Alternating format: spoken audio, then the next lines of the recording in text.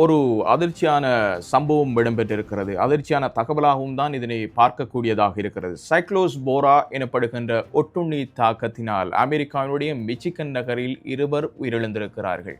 இந்த உயிரிழப்பு என்பது சாதாரணமாக பார்க்க முடியாது. காரணம், மனித கழிவுகளின் மூலமாக வெளியிடப்படுகின்ற நீர், இதில் விளைவிக்கப்படுகின்ற மரக்கறி வகைகள், பழங்கள் மூலமாகத்தான் இந்த ஒட்டுண்ணி உருவாகிறது. இந்த ஒட்டுண்ணி தாக்கத்தினால் தான் இந்த 2 உயிரிழந்திருக்கிறார்கள் என்பதுதான் இங்கே நாம் அதிர்ச்சியடையக்கூடிய தகவலாக இருக்கிறது.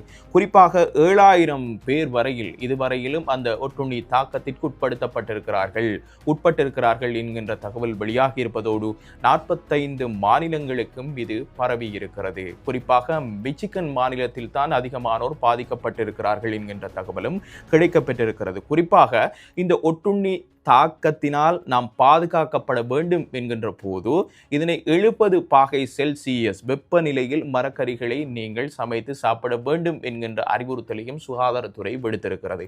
குறிப்பாக வெளிநாடுகளுக்கு சென்று வரக்கூடியவர்கள் மூலமாகவும் இந்த ஒட்டுண்ணி தாக்கம் பரவக்கூடிய ஒரு அபாய நிலை இருப்பதன் காரணமாக கவனமாக செயற்படுமாறும், இது குறித்த அறிவுறுத்தல்களை தொடர்ந்தும் பின்பற்றுமாறும் அறிவுறுத்தப்பட்டிருக்கிறார்கள்.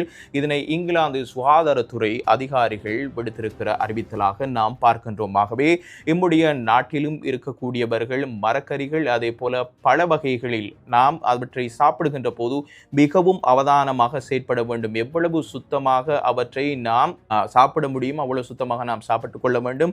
ஆரம்பத்தில் குறிப்பிட்டதை போன்று மரக்கறிகளை நாம் 70 பாகை செல்சியஸ் வெப்பநிலையில் நாம் சமைத்து சாப்பிடுவதுதான் சிறந்தது என்பதையும் தற்போது செய்தியாக நாம் கொண்டு வந்திருக்கின்றோம். இதில் கொஞ்சம் தெளிவாக இருங்கள் மக்களே. அவதானமாக இருப்பது எம்முடைய உயிரை பாதுகாக்கும்.